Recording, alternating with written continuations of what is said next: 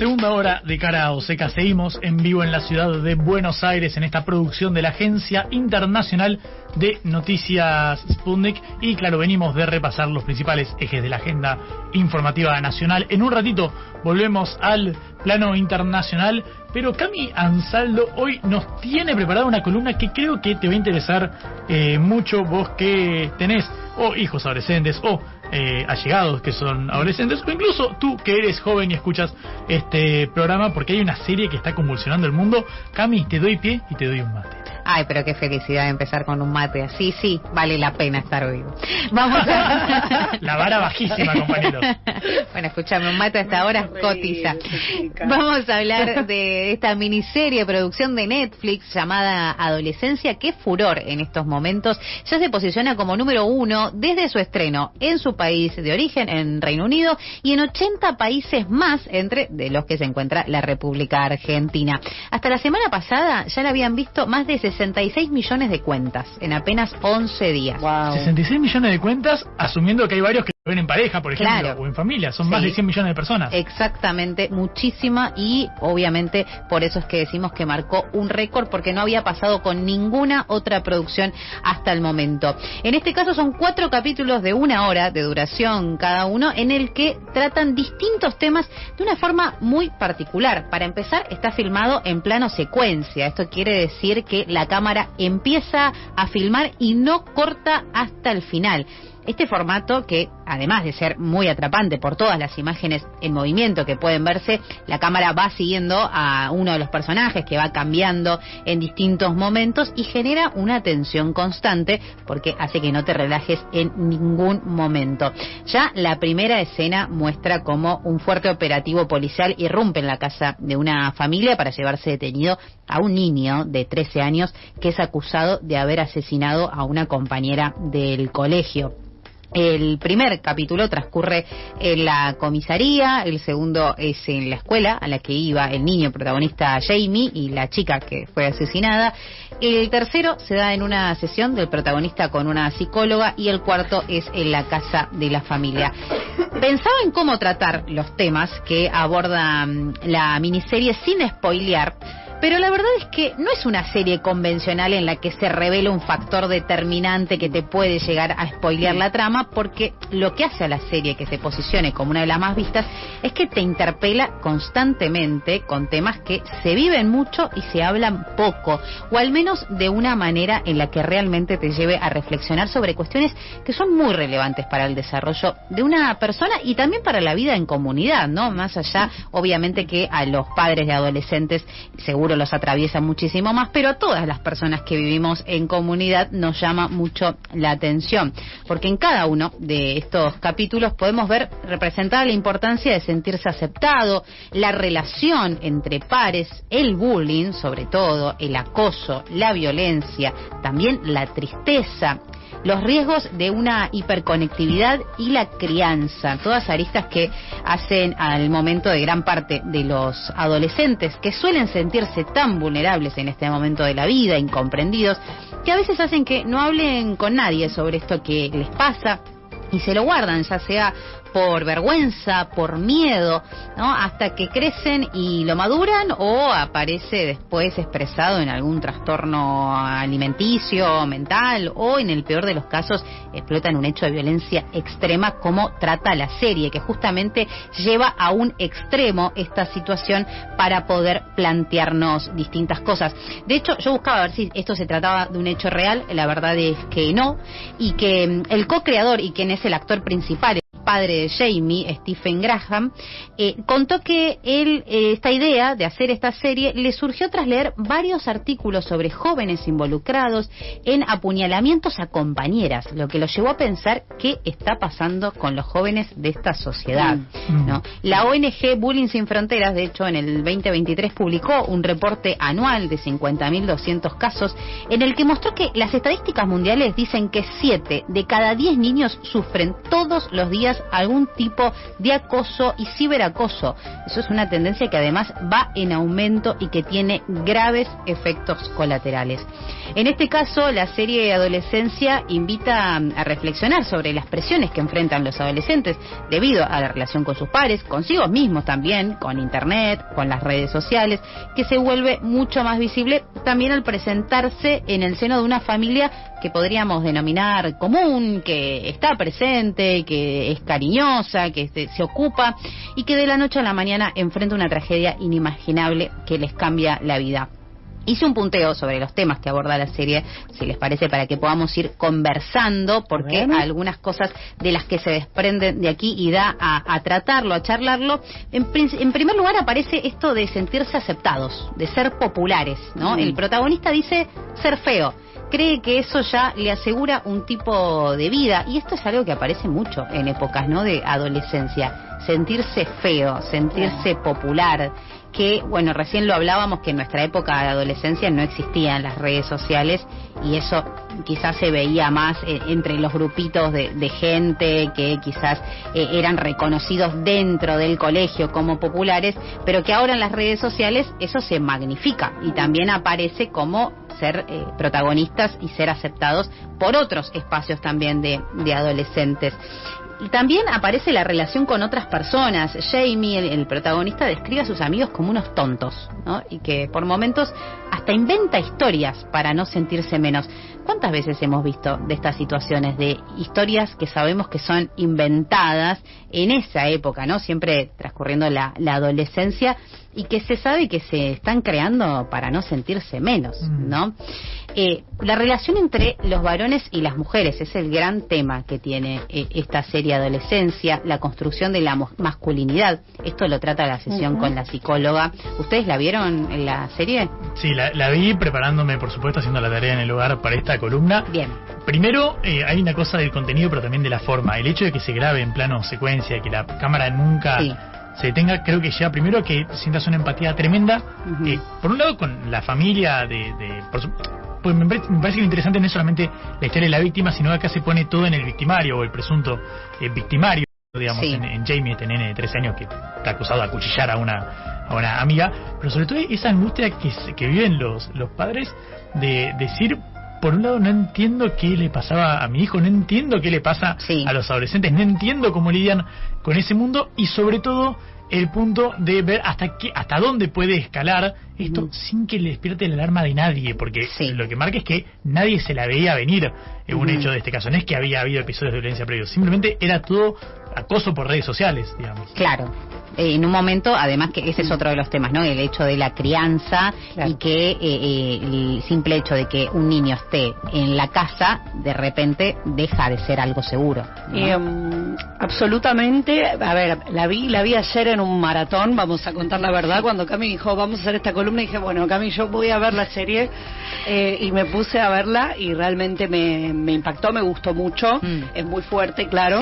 Me parece que hay un capítulo brillante, toda la serie me gusta, pero hay un capítulo brillante que es el que mencionaste, que es la escena en el que él habla con esta psicóloga o psiquiatra que va a verlo. El diálogo que mantienen me parece de una pieza cinematográfica impresionante, porque aborda muy bien un montón de cosas muy complejas sin una valoración, que eso me parece que es un punto muy importante, porque a veces hay como una suerte de búsqueda de lo que está bien y lo que está mal, más allá de que el hecho está mal, pero no hay como algo que, por lo menos en el relato, diseccione o busque juzgar, ¿no? Esto de lo políticamente correcto, me parece que desordena lo políticamente correcto y nos pone en el lugar de una situación súper dramática que atraviesa en este caso ese chico y esas familias, que conjugan todos estos temas, Cami, que no lo voy a repetir, lo decías vos, claro.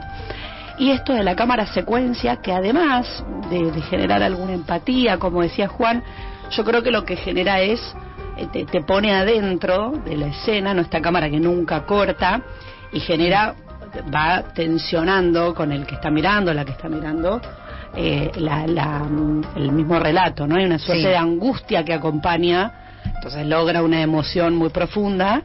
¿Sabes qué? Apunto esto y ya te lo paso. Sí, sí. Había visto un thriller cortito, como un film muy cortito de ficción que se llama Hierve, Ajá. que transcurre en la escena de una cocina, que es completamente en cámara secuencia, todo el film nunca corta. ¿No es el mismo actor? Y es el Stephen? mismo actor, yo decía, este Sí. actor es brillante, el padre del Sí. chico, que se llama Stephen Graham, y es el mismo actor que está en Hierve, que también lo recomiendo, por cierto. Me la habían recomendado, esa me la anoto yo para ver la próxima. Porque claro, esto de al ser plano secuencia genera eso. Primero, que todo el tiempo estés mirando porque sabes que algo va a pasar, que sientas una empatía y que te sientas parte. Que eso es lo que logra muy bien esta miniserie y por eso genera estos números récords de audiencia.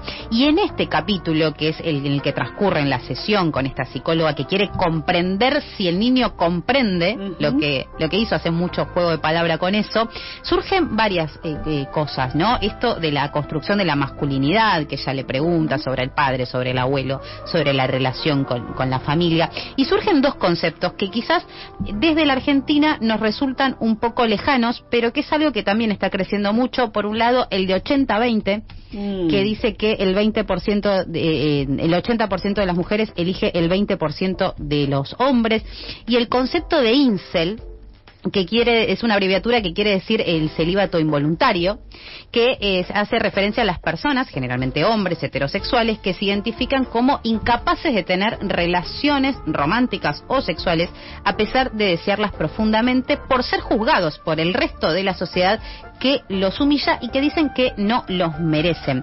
Y este concepto que apareció en lo que se conoce como manósfera, que es una subcultura online de foros y blogs en la que los hombres comparten ideas sobre masculinidad y rechazo a ideas feministas, donde critican a las dinámicas de género, es decir, hacen responsables a las mujeres de que ellos no puedan acceder a eso que quieren y que no están pudiendo hacerlo, ¿no? Es muy interesante esto que marcás ahí. Está un nombre que lo mencionan, de hecho, en la serie, se llama Andrew Tate, Sí. que es este influencer que de hecho fue detenido por casi presunta trata de personas, digamos. Está con unas investigaciones realmente muy serias, que es un tipo que luchaba en la MMA, en esta lucha libre, qué sé yo, un ambiente bastante varonil.